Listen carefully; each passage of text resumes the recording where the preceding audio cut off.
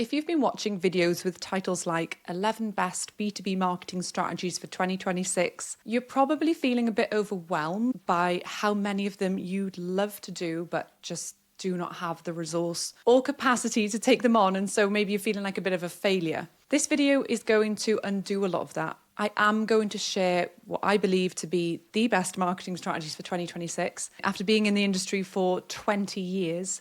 But I'm going to frame it in a way that helps you build on what you've already been doing so that you can leave overwhelm at the door. We're also going to brush up on the basics that are not going anywhere because contrary to what lots of people are telling you, there's nothing particularly new this year. A lot of it is just companies repackaging what's already gone before.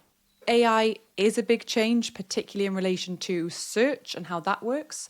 We're going to dive into that, but I'm kind of going to de-influence you. Just be really careful. When you're watching these videos, there's some incredible help out there, and much of what I've been researching is all correct, valid advice from fantastic companies. Just be sure to check, are the marketing strategies being suggested to you directly linked with what the person producing the video sells? Naturally, they're going to want to encourage you down that path, and they may want to take you deeper into that area of marketing than potentially you need to. And you may already be doing marketing activities that you could really give a little bit more focus to and get fantastic results. Welcome to your dose of realism for 2026. And thank you very much for coming back to the B2B Marketing Gap podcast with me, Jade Tambini. I'm the founder of B2B Breakthrough Academy. Okay, so let's start by going over the basic fundamentals of what you need within your well-oiled strategic marketing machine for 2026 before I talk to you about my favorite marketing strategies for this year. Because sometimes what I worry about is because I'm always talking about the importance and power of building a simple marketing strategy. Sometimes I'm worried that you guys think I don't know anything about actual marketing strategies, but I've been in marketing for 20 years and I worked in big companies. The biggest one was called DS Smith PLC, and they're one of the biggest companies in the world. And so I got a ton of experience there all the way up to board level with the brand team. And I wasn't a board level director at a FTSE 100 company, just to be clear, but I got loads of experience being within groups of marketers who would steer the ship for the brand, for the global brand, just to clarify. And so after all of this time doing marketing, you start to see which things are fundamentals that will never change. And you also start to see, okay, that actually is something new and very important to not ignore. When you have 20 years in the industry, you're just going to know which ones are fads, which ones to ignore and which ones to go with. The definition of marketing by the Chartered Institute of Marketing is the management process responsible for identifying and anticipating customer needs while making a profit. If we really just boil marketing down to that, hopefully that helps you to exit a lot of the noise from your brain, your overstimulated brain. That is literally it. How can you help your company understand and anticipate and find out what your target customer needs? Help the company to deliver that and make sure you're profitable along the way. Because a lot of people who invest in things like ads may end up buying customers. That's not a very profitable way to run the marketing. You're not actually achieving the definition of marketing if you have a very high CAC, so customer acquisition cost. That's the only piece of jargon you'll hear in this entire video. As you know, I'm Miss No Jargon. And so how do we go about making sure that we're helping our company with that? Because you getting sidetracked by a million different 2026 trendy marketing techniques that are new and they're just repackaged. They're literally repackaged. The only thing that has changed in 2026 really is how AI is impacting things. I don't want us to panic and freak out about AI. I want to look at what we can do right now and how we can future-proof our strategies. But first, let's just declutter our mind and refresh ourselves on what's super important. So the first thing that you need to know as a marketer is, who do we serve? Who is going to be our ideal client? And a lot of people do exercises on this. They think they're really clear on it, but all they've done is documented the industry they serve, the size of company, the type of buyer, the name of the job title, and then they frantically skip past it. And inside B2B Breakthrough Academy, we have a whole section on making sure that you don't just skip past this, because everything wraps around it in terms of once we've identified the absolute right person and what bothers them and what they're dealing with in relation to what we sell, that is transformative across the entire strategy. Because most B2B companies you see, their website is just talking in like product heavy language, in lingo, internally produced messaging that's in the language of the business, not in the language of what the person buying in through and what they might be struggling with. And that can apply to the most boring of industries. And so once we're really clear about who the ideal person is, and a good example, a good exercise for you to do with your leaders, if you're unsure of who your ideal client should be and who you should be really wrapping everything that you do around, I would ask them, tell me about a couple of customer groups or a couple of individual customers, depending on the size of your portfolio. Who would you want to replicate times 1,000? If you could literally just deal with that business and only ever deal with them again, you don't have to deal with any of the clients you've got, and none of the difficult ones, none of the ones that aren't particularly profitable. Tell me about the company who is just perfect. Because it's not just about who you can sell to, it's about who you want to sell to, who is a joy to work with, who is the most profitable. So you can speak to finance as well. Try and make these conversations nice and fluid. Don't be too like, who is our ideal client profile? How should we profile and score them? Try and be more like, oh, sales, who do you love working with? Who's a joy? Or operations, who's a joy to service? Who's not a nightmare? Who is a nightmare? Tell me who's a nightmare to work with. And they'll be like, oh my gosh, you won't believe this client. Oh, so what is it about them that's really annoying? And see if you can find any little patterns that tells you the type of people you need to be getting in front of and how your marketing can almost deter the people who are going to be a pain in the ass to work with. Once we've nailed that, we also want to understand who are our buying groups. This is where people get a bit confused. They worry that everything they produce has to appeal to every single buyer in the group of buyers. For example, in a company, you might have your main decision maker, which is the person who's in charge of selecting your company. And then you've got other influencers like the finance person, maybe the commercial person, the operations person, the CEO. And they try and water down their messaging to make sure that they're getting everything across that everyone needs. When you're doing your buyer profile, let's make sure that we're just thinking of these guys for the sales cycle materials that need to be produced. And at which point they come in, how are we going to service their needs, as opposed to trying to make our overarching brand work for everybody. The people that we're trying to get in front of with our marketing, that's what we want to get our solid brand positioning around in terms of the day-to-day messaging. The positioning statement will be the overarching, here's what we're about. It's going to be able to be digestible into the different buyers, but you want to be really obsessed with that main buyer profile. Who is the main person? And then how are we going to secondarily service the other guys? In terms of, I keep looking at my screen because it's just nice to have a little list. So next we want to build our brand positioning around these people. What is brand positioning? Well, not to go into too much detail, but brand positioning is really summarized nicely in the sentence, here is why you should buy from us over the other options available to solve your problem. And think about those three elements. Here's why you should buy from us to solve your problem over the other options available. Most B2B companies are nowhere near this. They're just saying the same thing as everyone else in their market. You can trust us. We're experts. Well, I should flipping hope so.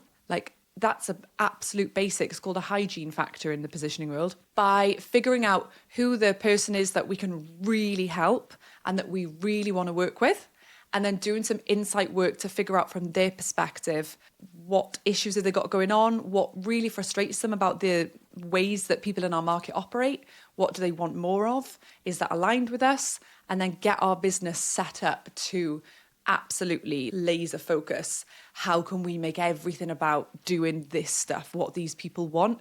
And it's a safe bet because they're the ones we want to attract and that we love working with.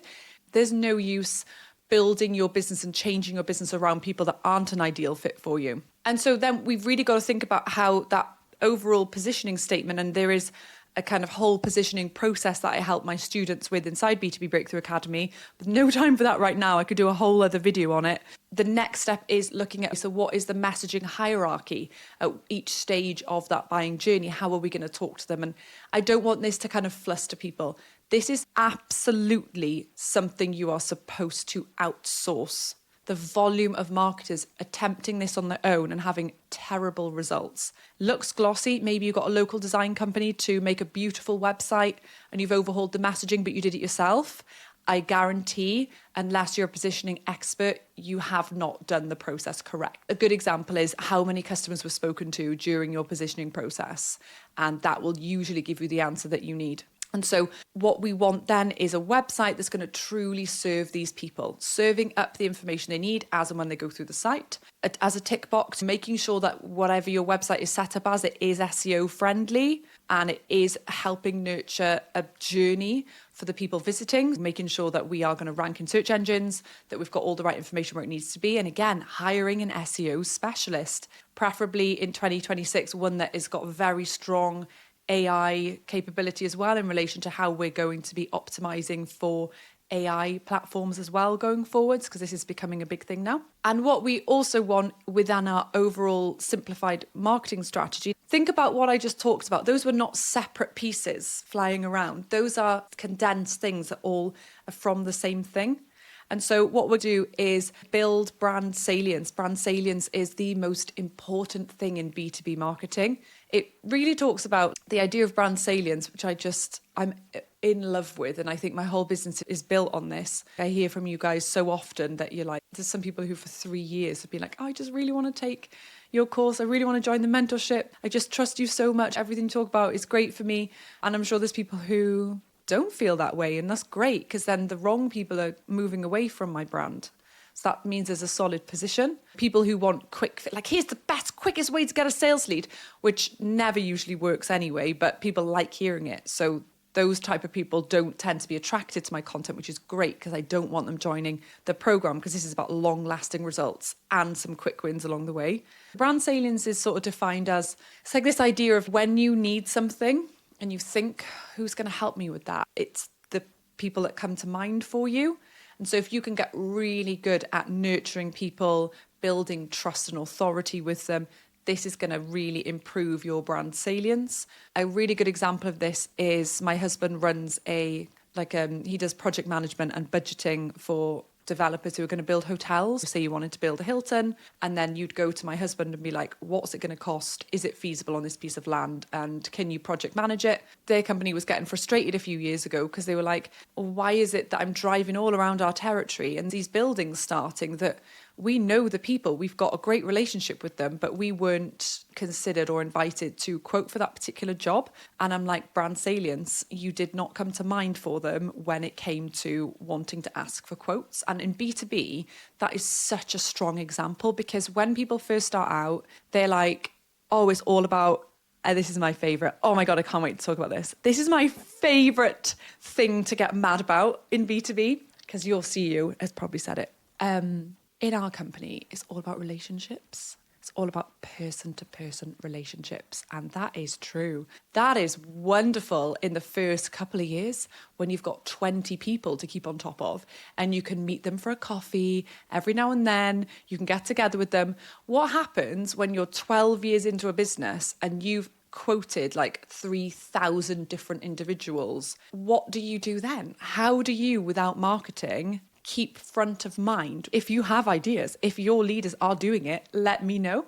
So it's a really good education piece for my husband to say, it's physically impossible for you to have brand salience with the market you've already built relationships with. They're forgetting about you. There's other people who are doing the legwork, being with them, being in front of them. Brand salience is something you can build really beautifully with marketing, especially if you're in an industry that's just not that savvy and your competitors are not doing it. So when I get into my favorite strategies in a minute, I'm going to give you a few ideas for how to build brand salience, but also how to get those quick win leads too. And so what we also want to focus on within our strategy, how are we going to get their data? How are we going to own their data? Because my role in the world is people watch my YouTube videos, they listen to my podcast, they watch my TikTok videos, and they engage with my LinkedIn posts. And that's all great. But what happens sometimes is things completely flop. Like sometimes my TikTok algorithm will just go, nope, like no way. And the same with LinkedIn. I don't know what's going on with LinkedIn at the moment, but I'm keeping going. just keeping going. It's fine. Not stressing out. Because for every post I put out, a lot of people will engage with my freebie. And this is not some like marketing con. When they get my freebie, which is linked in the show notes, which is the B2B Strategy Scorecard, I love this freebie. Like, I only put out things that I would want because that's why I built this business. So it's 17 questions in a scorecard. You just answer yes, no, and it then scores you as a percentage as to how strategic you are as a marketer. I just think that's so fun. Who wouldn't want to do that? It's not some stupid, download this checklist to check. It's not like a rubbish thing. It's a truly beautiful, well-built tool that's going to give you a PDF report at the end. And so with every piece of content I ever do, as you just noticed I did, I will find a way to weave in that scorecard. And that's a great way to take people from borrowed data. I'm borrowing YouTube's visitors right now, or if you're on Spotify, I'm borrowing Spotify's audience and turning it into the people who can then live with me and hang out with me. I send out really useful stuff every week, little motivators, my exclusive content, and there's also a crash course they get after they've done the scorecard. You can see that if you build it right, if you focus on getting email addresses and actually serving those people, like it's very old fashioned now to just try and get as many email addresses as you can, spam them with loads of rubbish, try and sell to them, then they unsubscribe. My unsubscribe rate is very low. And that's a huge goal for me. Because if my unsubscribe rate ever becomes like higher than minuscule, I'd be like, hang on a sec, what's going on? It did once. And it was really good insight because I had tried a different message slightly. And then I was like, ooh, once they revert to the authentic me, they're not that interested. So great, this is good. I need to be authentically me in every campaign. Don't just like go out there talking about lead gen strategies when you're deeper than that. You're not just surface level tactics. And so the point I'm trying to make here is that everything you do should be trying to get hold of their data, not to immediately hop on a call, not to immediately outreach with sales, but to nurture. And that's why, like I said earlier, I didn't say that earlier. That was in a TikTok video. The next point I'm going to make is about having a good process for how to manage their data. Is this recording? Oh yeah, that was scary. I couldn't see the timer going. Yes, we're 23 minutes in. We're not doing too bad, actually. I don't want us to be too long. Okay, breathe. I know this isn't new now, but the amount of marketers I speak to where they have a CRM, but they're just not using it in a way that's both simplistic and cutting edge. And I think that's the mix that we need. I have a very simple marketing strategy, but it uses cutting edge techniques. It's finding what is cutting edge and then applying it in a simplistic fashion. I'm not saying, just have a little MailChimp email newsletter and just ping them an email once a week. Yes, we need segmentation. We need trigger-based workflows. We need sequences. But let's do it with simplistic intent and really build a clear marketing strategy as to what we're going to do and what we're not going to do, and then build things out with the partners we need. Because if you're feeling like, I've got this marketing budget, I'm doing a million things, I'm frazzled, I'm spread too thin, I'm not quite getting the results I'd like, simplifying down is what's going to really help you. And that's exactly what we do in the B2B Breakthrough Academy. I had a girl called Alexandra, email me literally a couple of weeks ago just to say, I finished B2B Breakthrough Academy. And what's so funny is I don't promise more leads as the kind of positioning for B2B Breakthrough Academy. It's more about making your B2B breakthrough. Because for some people, that's leaving their job. I know it sounds crazy, but they're like, hang on, this company's not going to change. I've just learned all the skills to build a strategy, to step up to leaders, to be a professional strategic leader with my head screwed on. I can get people on board. I can work well with sales. Oh, I'm in the wrong place. That happens rarely, but sometimes people's B2B breakthrough is, they need a new direction. But most of the time, it's things like what Alexandra said. Actually, let me read it out to you. She says, I've got like a folder in my emails called nice words. Here we go. She says, thank you so much. I found the course so helpful and I'll definitely be going back over all of the templates, video trainings and bite-sized lessons this month as I'm pulling together my plans for next year. So this was literally like 2025. She's kind of refreshing. This year was my first time preparing a strategy and budget, and the program really gave me the confidence and conviction to stand behind what I was presenting. As a result, in 2025, we've more than doubled the number of deals, not leads, deals brought in from marketing channels. Finding your TikTok was the catalyst for me really believing that me and my team could make this impact. And that's what happens when you make your B2B breakthrough. It's like, if everything is in place, ready to go, the dots just connect and things happen. If you've got like a messy CRM system, you're pulling in data, but it's not getting categorized well, and sales aren't following up properly. That is the most urgent thing for you to fix this year. That's what Alexandra did. She fixed that type of nonsense. Don't just carry on blindly. Fix it. Find out what best in class looks like. Get it sorted. Find out the best that your CRM and your lead process and your systems that you currently have can do, and get yourself there. That is likely going to look like hiring someone. Again, that's why in module 2 of my program, we look at budget. We're like, what budget will we need to make our plan a reality? Because we shouldn't be doing this in-house. If you are doing your marketing in-house, everything yourself, and it's work, congratulations, contact me. You are the unicorn. I've never heard of it. Like never. I've heard of individual channels working when someone's gotten really focused and specialist on it, but I've never heard of it where someone has a strategy, they do everything themselves, they don't outsource anything, and they just busy. The other one I hear a lot of is there isn't really a strategy. You're spending your budget on loads of different partners who are all promising you the world, promising you leads, and you're not getting results simply because it's not joined up. You can't even blame them because they're doing their bit, like they're specialists. We do have to have a good process to like the CRM and the website being interconnected, everything's seamless. You being able to run reports to show you what the pipeline is doing, what the conversion to sales is, where things are bottlenecking. If you figure out where things are bottlenecking, you can then fix that issue. I've got a current issue in my business. Maybe you can email me and tell me if you're one of these people. Loads of you in January are like, cannot wait to join the program. I'm so excited. Oh my gosh, I'm busy. This call, this date's not going to work, so I'm going to join the next round. I'm like, you can join anytime. You don't have to wait for a call.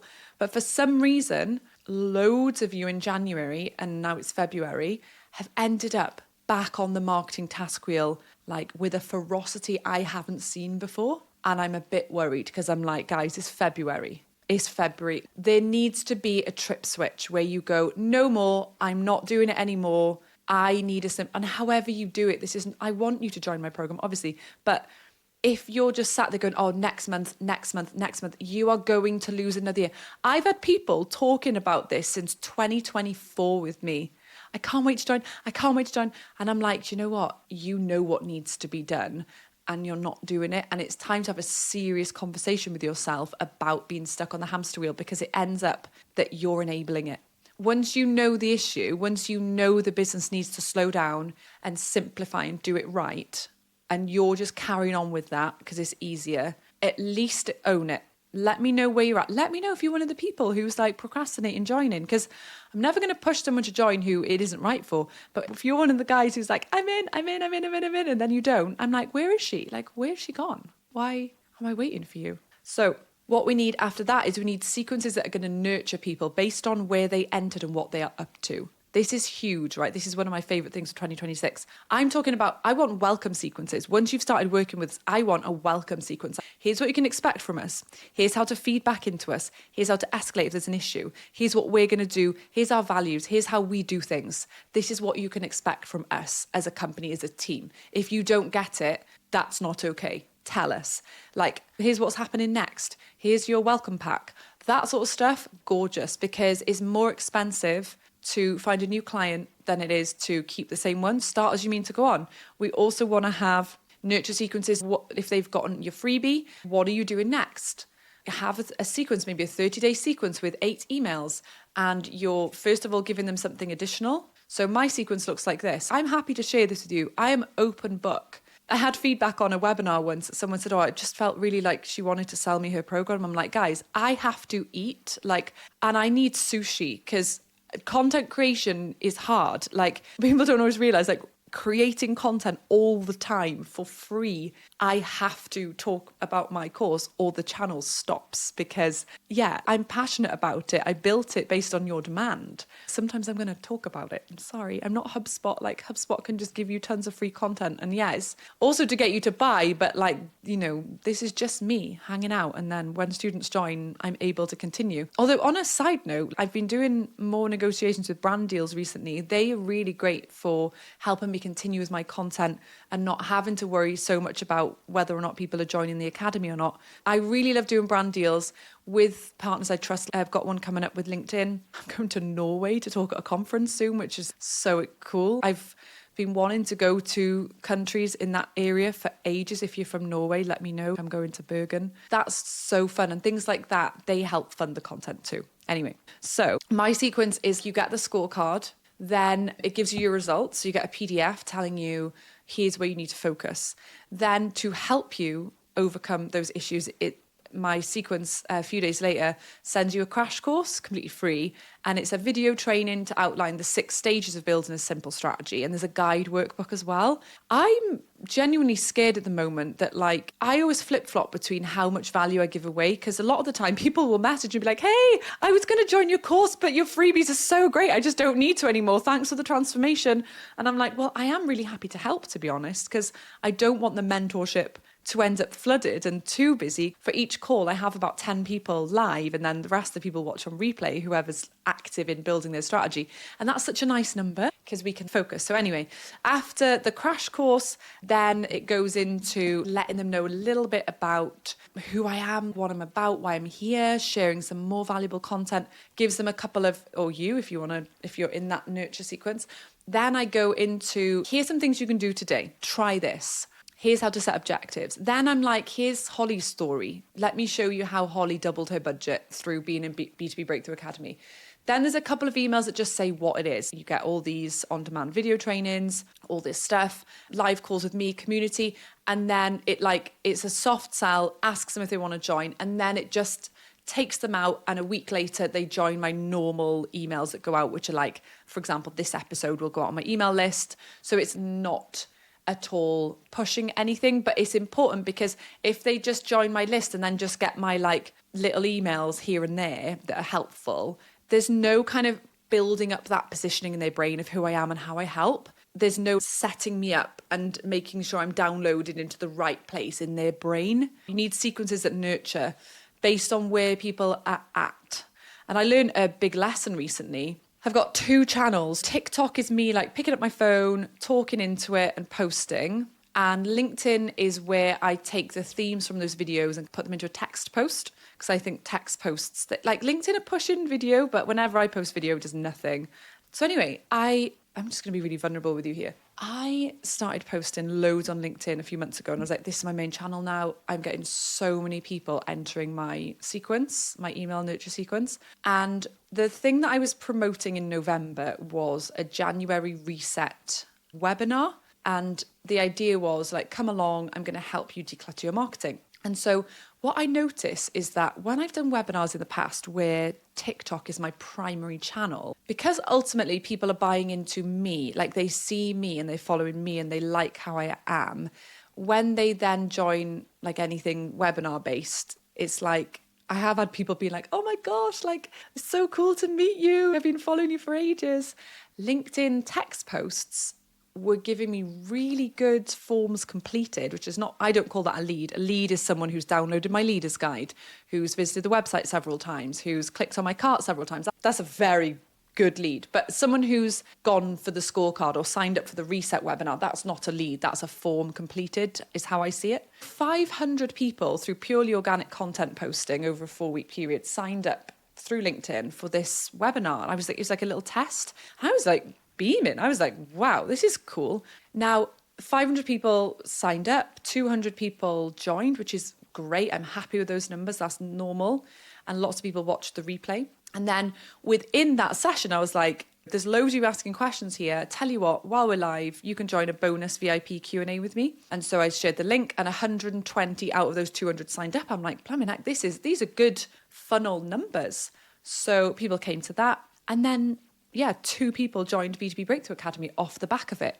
Now, there's 2 things going on here. 2 people joining the academy out of 500 people joining a webinar is the worst conversion I have ever seen since I set up my company 10 years ago. I set up Tambini Marketing in 2016, rebranded to B2B Jade and launched the program in 2024. So that's the worst I've ever seen, right? And I'm like, that's so interesting because I've got a simple marketing strategy. I can then dive in and be like, what is going on here? Because everything I've talked about to you so far in this video is interconnected.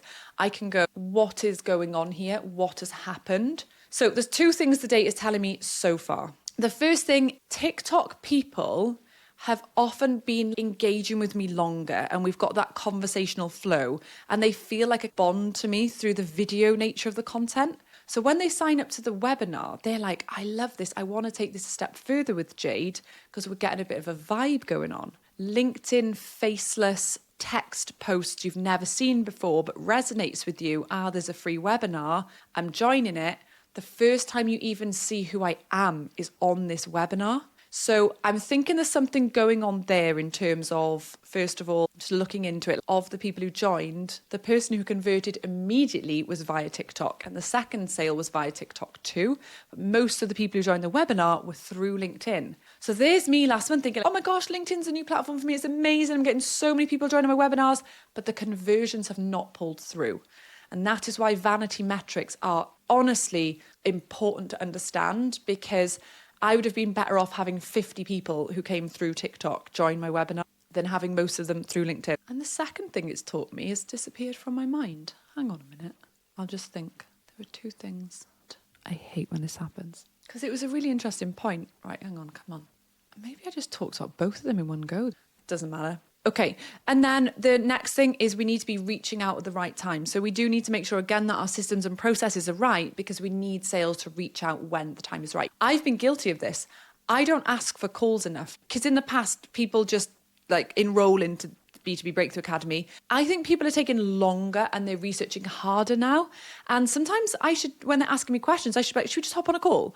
Because I think they would want to, and I think it would help more people take that leap to join. Reaching out can be calls, reaching out can be just an email. When people are genuinely like interacting, asking questions, then it's the time for sales to be like, hey, can we talk to you about some of the things we've been doing? It could be really useful for you to see so that for your next project, you might consider us. And then I would also say that if you're in a business where your salespeople are just begging for leads, they have to come to terms with the fact that the sales call is getting so much harder than it used to be.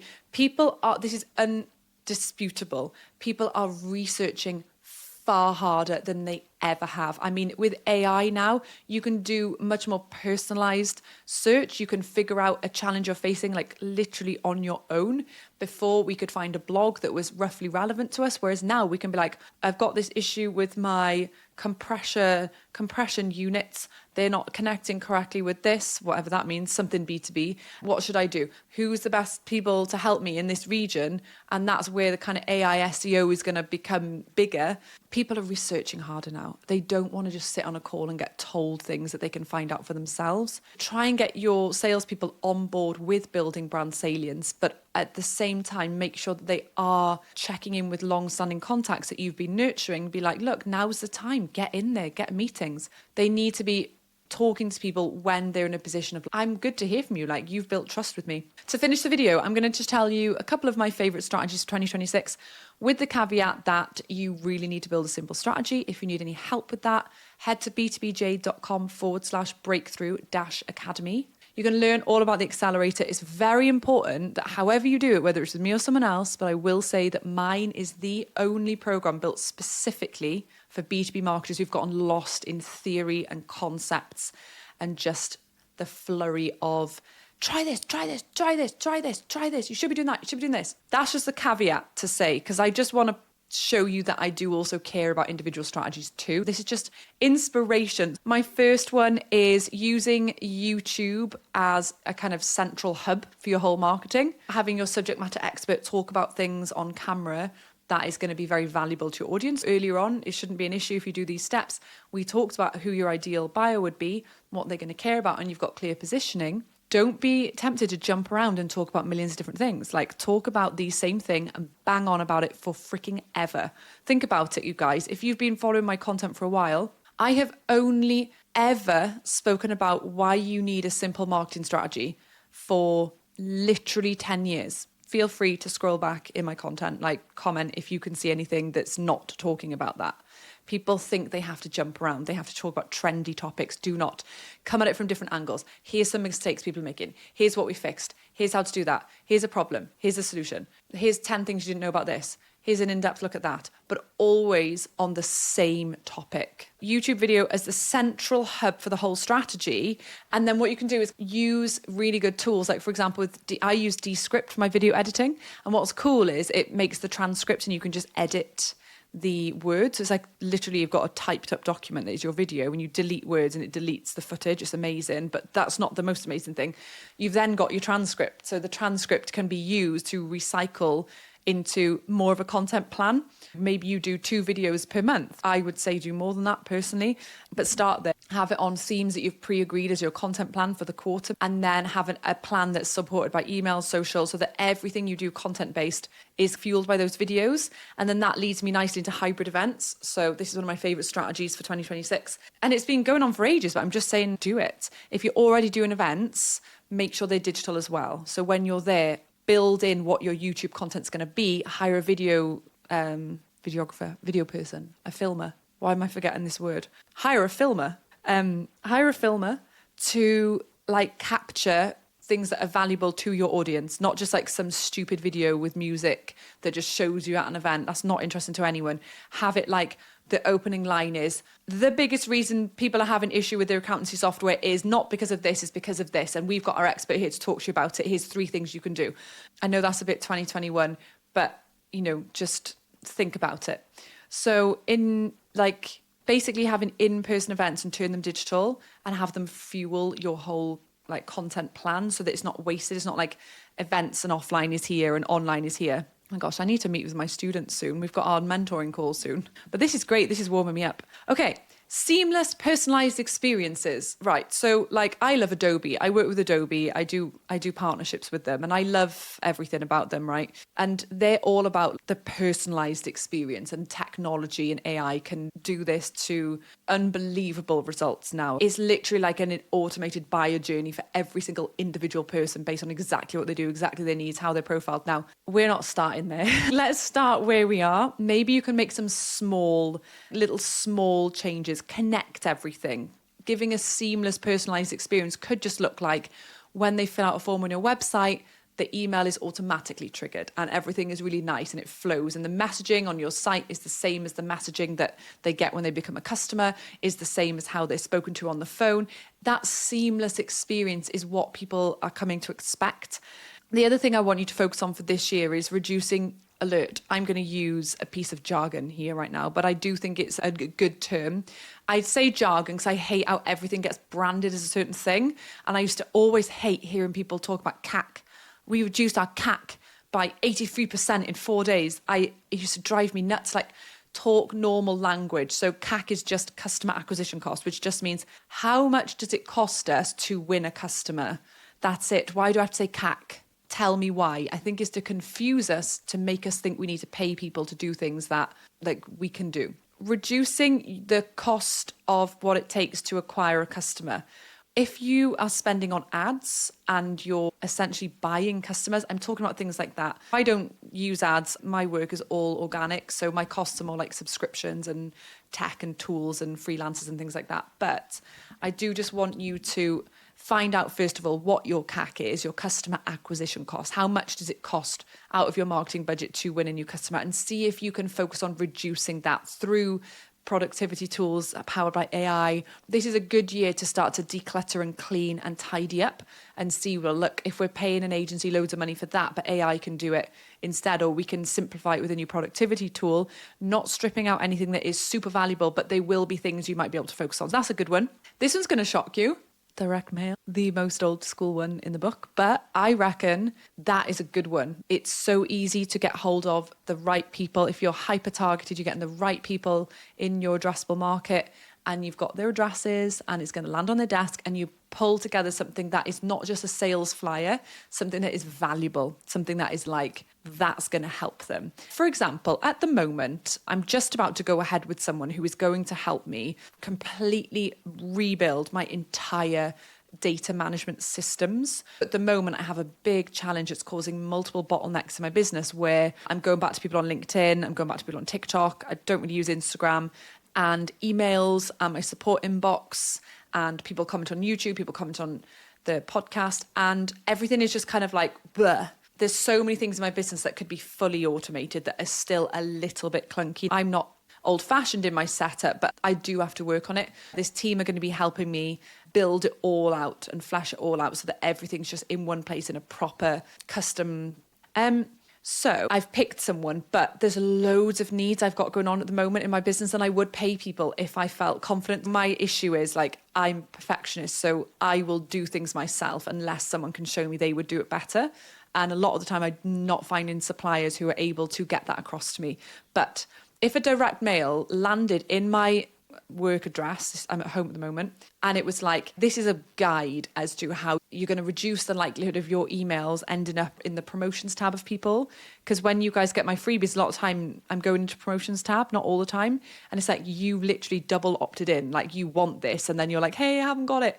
If it was a definitive guide, this is why it's happening, these are the platforms it's most likely to happen on, here's how to get unstuck, give us a call, we're going to give you a free audit, we're going to 100% tell you why you're going in promotions folder, and we can help you, I would literally ring them, because it's a pain point that is driving me crazy and would really help me. Direct mail, I think if you can really get a point across, I don't think that many people are doing. I think it would really work really well. So let's just quickly talk. I've gone on for ages here. Let's talk about optimizing for AI search. Now, I don't want people to panic because it's just an extension of what your search engine optimization provider would do.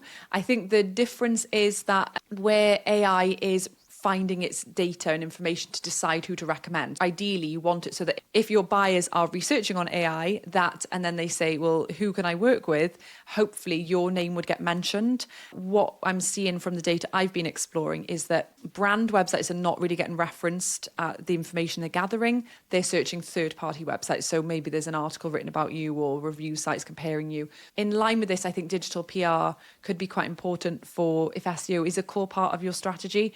So I don't want you to panic and throw everything out the window and just focus only on this. You'll see many videos online talking about this being the strategy for 2026. But if your company has grown without SEO in the past, then there's no reason why it can't continue to. But I do think it's good for us as marketers to be like clued up on this stuff and knowledgeable. This has turned into a bumper episode. I was going to do 20 minutes. So it's a bolt onto your SEO. It's not that different, but it's going to focus around digital PR in terms of how can you get your brand mentioned in different websites and talked about in a really good, decent editorial way, so that when AI is researching, because it won't really care about your website, because obviously everyone's going to say they're great, is scouring for what are other people saying, what's digital PR saying. So that's really good. But the most important thing to leave you on today is to say that it is so important that you have all the fundamentals I mentioned earlier in the video, that you have a simple strategy in place. And if you need my help, you can join B2B Breakthrough Academy anytime. Feel free to email me with questions, jade@b2bjade.com, and I will always be there for you. Make sure you like this video and subscribe to my channel, and I will see you very soon.